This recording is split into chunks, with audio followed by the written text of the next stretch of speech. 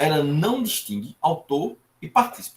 Todo mundo é autor, porém, ela aceita graus de autoria, ou seja, um grau maior, um grau menor, né? A pena aí vai ter uma oscilação, tá? Então, essas duas teorias, teoria subjetiva e teoria objetiva, extensiva, elas não vão fazer a distinção entre autor e réu. Mas, perdão, entre autor e partícipe. Mas, nós vamos ter aqui um segundo grupo de teorias que parte da doutrina classifica como teorias restritivas, né? Restritiva. Ela restringe o papel ali do autor, tá? Restritiva. Que eu vou ter a teoria subjetiva, a teoria objetiva, chamada de dualista. Vou ter a teoria objetivo formal, a teoria objetivo material. Vou ter uma teoria também chamada de objetiva subjetiva, mais conhecida como teoria do domínio do fato. Tá? Teoria objetiva ou dualista, né? Ela estabelece uma clara distinção entre autor e partícipe. Ela vai citar de que maneira aqui, ó. Objetivo formal, autor é quem realiza a ação nuclear e partícipe é quem concorre de qualquer forma para o crime. Essa é adotada pelo Código Penal, tá?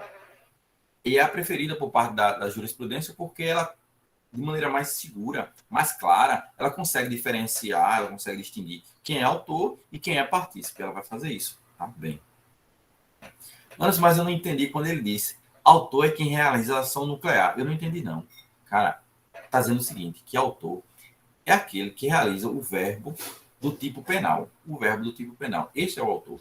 Por exemplo, matar alguém. Autor é quem mata. Subtrair para si ou para outro. Autor é quem subtrai. Constranger, mediante violência ou grave ameaça a ter com outro. Conjunção carnal, outro ato libidinoso diverso, artigo 213 do Código Penal. Quem constrange é o autor do estupro. Né? Do estupro. Então, autor é quem realiza o verbo núcleo do tipo penal. Partícipe é aquele que, de qualquer modo, contribui, mas não realiza o verbo núcleo penal. É aquele que instiga, é aquele que induz, é aquele que auxilia materialmente, mas não realiza o tipo penal. Essa é a teoria preferida, né, pela nossa jurisprudência, e adotada, né, na maioria dos julgados. Na maioria dos julgados é adotada a teoria objetivo formal. Objetivo formal. Autor quem realiza o verbo núcleo do tipo penal. Qual é o problema dessa teoria? Que a doutrina questiona bastante. Qual o problema dela? Porque ela não atinge, ela não considera como autor o autor intelectual. O autor intelectual. Pensa um indivíduo, professor, lá da série Casa de Papel. Cara que idealiza todo o plano, arquiteta tudo ali, para essa teoria objetiva formal, ele não pode ser considerado autor, porque não é ele que vai realizar o verbo núcleo do tipo penal. Ele não vai realizar o verbo núcleo. Né? Então, essa teoria, quando ela é adotada, nesse caso nosso ordenamento jurídico, ela é adotada juntamente com a teoria, adotando a teoria da autoria mediata. É um indivíduo, por exemplo, que se vale de uma terceira pessoa, né, para realizar um tipo penal, para realizar um crime. Essa teoria ela fica bem... Aí ela mostra as suas fraquezas realmente, apesar dela fazer a distinção muito boa entre autor e partícipe, ela peca nesse sentido. Quando a gente fala de autoria imediata, quando a gente fala dessa questão da autoria intelectual, ela falha. Ela não é muito boa. E aí faz nascer outras teorias, principalmente a teoria objetiva e subjetiva, ou teoria do domínio do fato. Ela vai ampliar o conceito de autoria. Ela vai ampliar o conceito de autor para atingir esses pontos também, tá certo? E aí a gente tem uma outra teoria, objetivo material, né?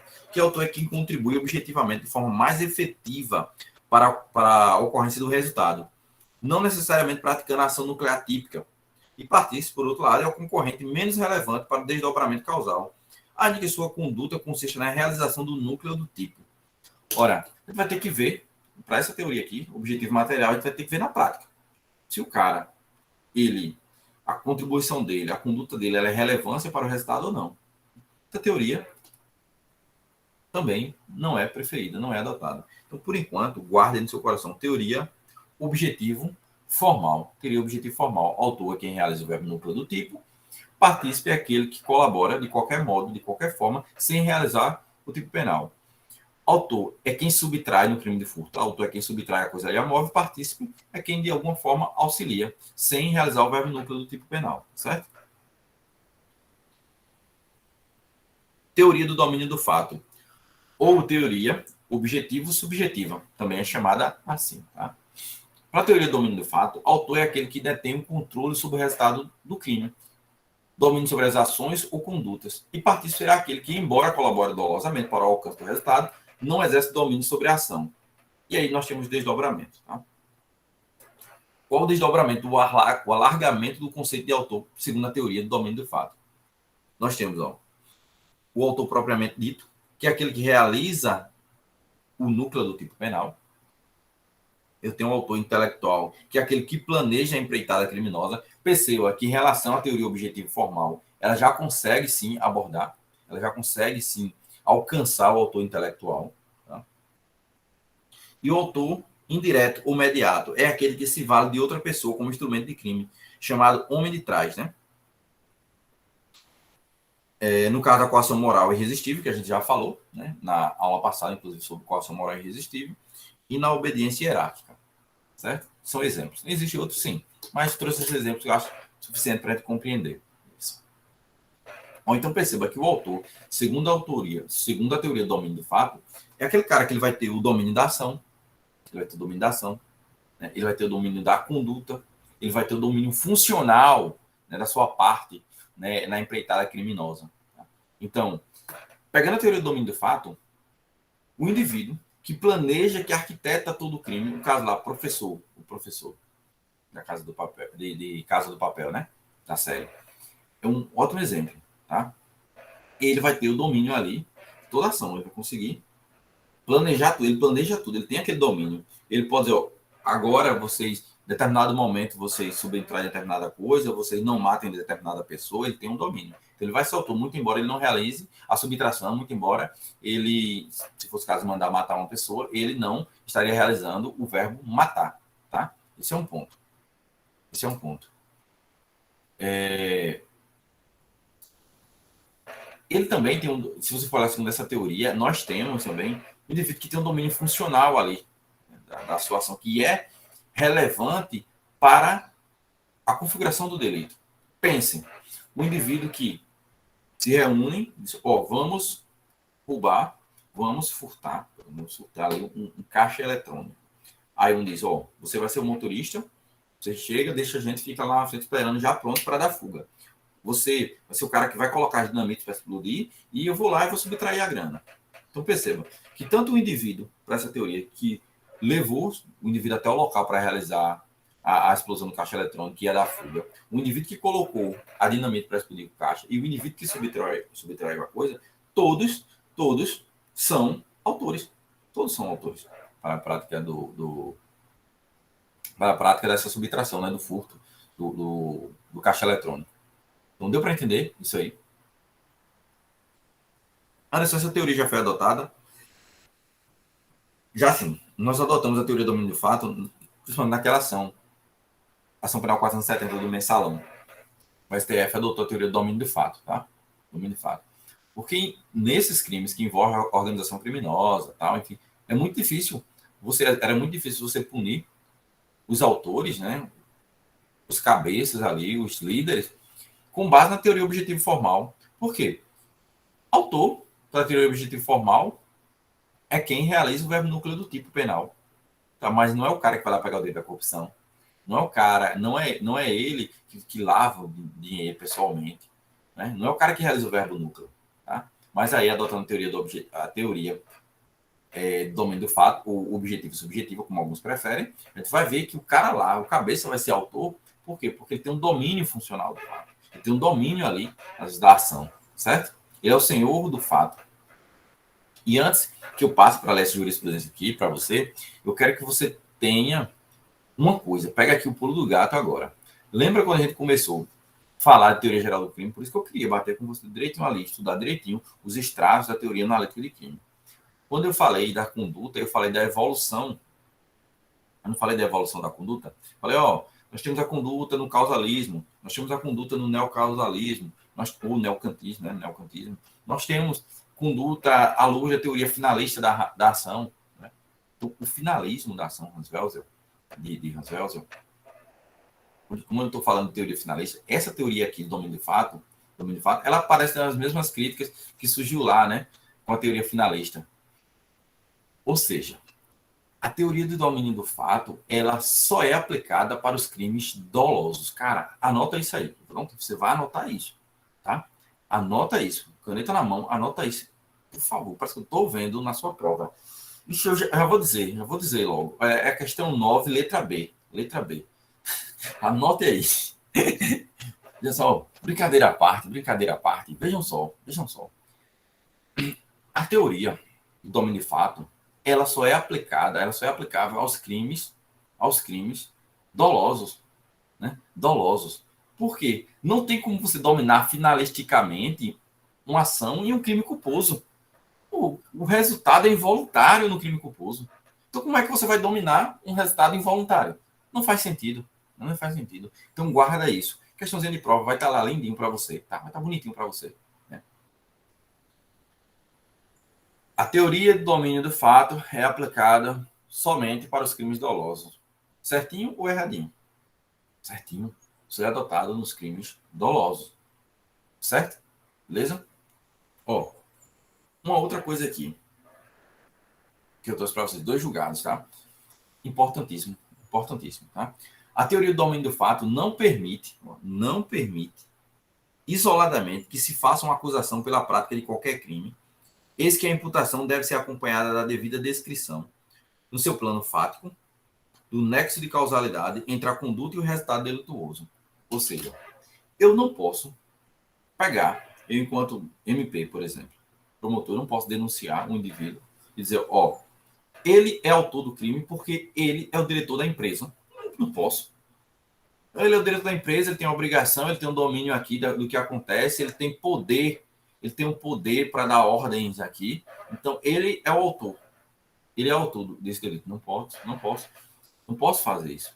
Por quê? Eu tenho que descrever a conduta, eu tenho que descrever a situação fática, o plano fático, como as coisas se deram, e eu tenho que mostrar que há um nexo de causalidade entre o resultado e a conduta do indivíduo. Não é simplesmente pelo fato dele ocupar, como a gente tem aqui no segundo julgado, uma posição de superior hierárquico, só pelo fato dele ocupar essa posição, ele não pode ser atribuído a autoria de um delito, simplesmente por isso. Ó, o superior hierárquico não pode ser punido com base na teoria do domínio do fato, se não tiver sido demonstrado o seu dolo. Essas 2 jurisprudências que eu trouxe para você é só para te dizer o seguinte, né? A teoria do domínio do fato, ela não admite uma imputação objetiva, sem que haja dolo ou culpa, sem que haja nexo de causalidade. Não, a gente tem que seguir aquela regrinha lá de olhar se o fato ele é típico, olhar se não há excludente de ilicitude, ver se se apresenta culpabilidade. Teoria analítica do crime tem que ser aplicada, tá? Não é porque eu estou dizendo que o indivíduo ele não vai realizar o verbo núcleo do tipo que eu posso chegar e aplicar para ele, ó, dentro dessa empresa aconteceu determinado crime, a culpa é do superior hierárquico.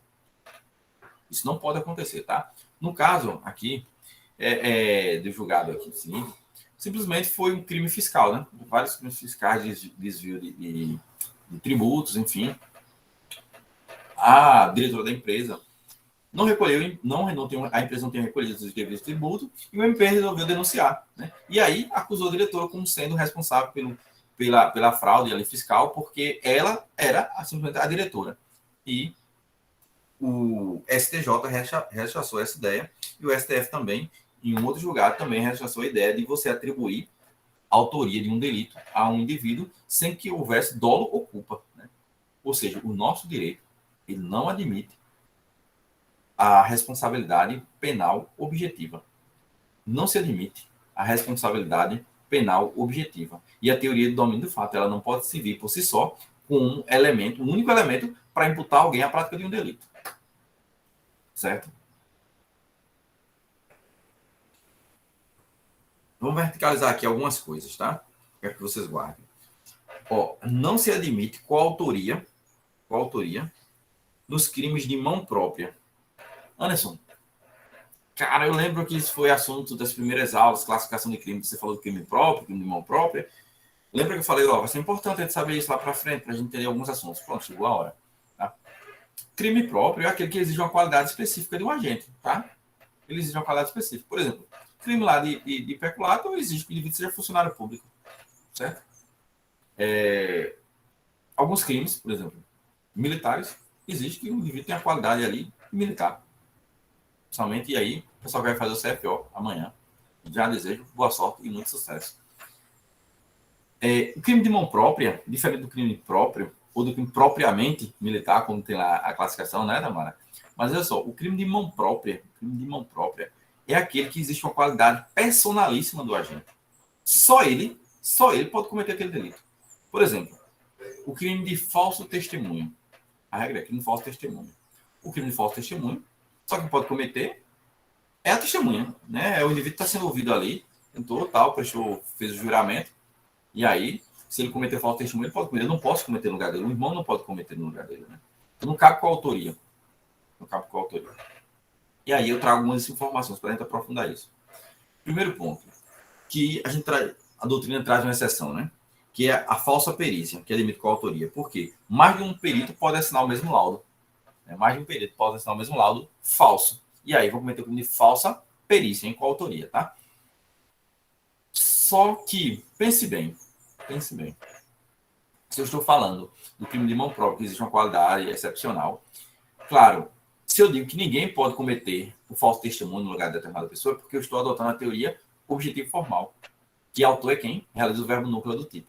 Mas, se adotarmos a teoria do domínio do fato, a gente sabe que um autor ele pode mandar que o outro faça determinada coisa. Né? Por exemplo, um comando de uma grande organização criminosa, digo,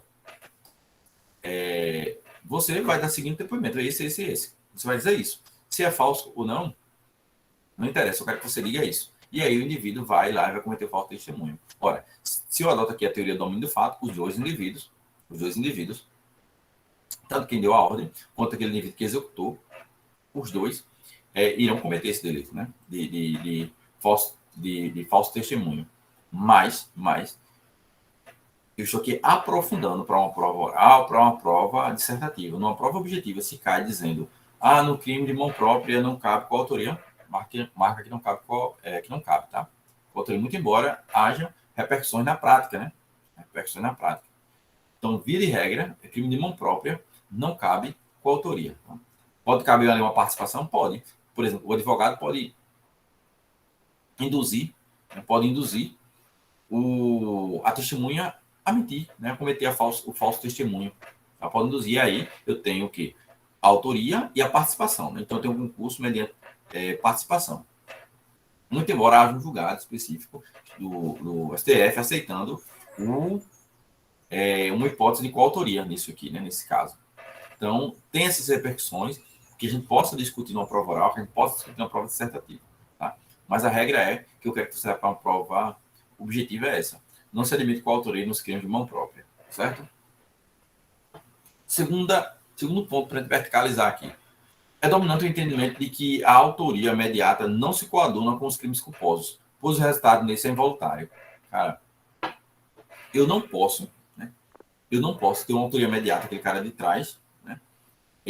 Para um crime culposo, eu não posso chegar e exigir, utilizar uma pessoa sem culpabilidade para que ela realize um crime culposo, porque o resultado é involuntário. Né? Ou seja, só é possível ter, né, autoria imediata, que é a figura do homem de trás ali, né, em crimes dolosos, porque nos crimes dolosos o resultado é previsto, é desejado, né? Tá bom? Terceiro ponto, não existe coautoria entre autor imediato e autor imediato. Já falei isso, né, mas volto a tocar nesse ponto, nessa tecla, para você acordar. Você que perdeu essa informação, pega agora. Não há coautoria, tá? Se o indivíduo se valendo de um agente inimputável, para cometer um crime, o cara que se valeu, o homem de trás dele é autor. Um inimputável, ele não é autor, muito embora ele tenha realizado o verbo núcleo do tipo penal, tá? Então não tem uma figura aqui do concurso de agentes. Pense, por exemplo, no caso de coação moral irresistível. Quando o indivíduo chega e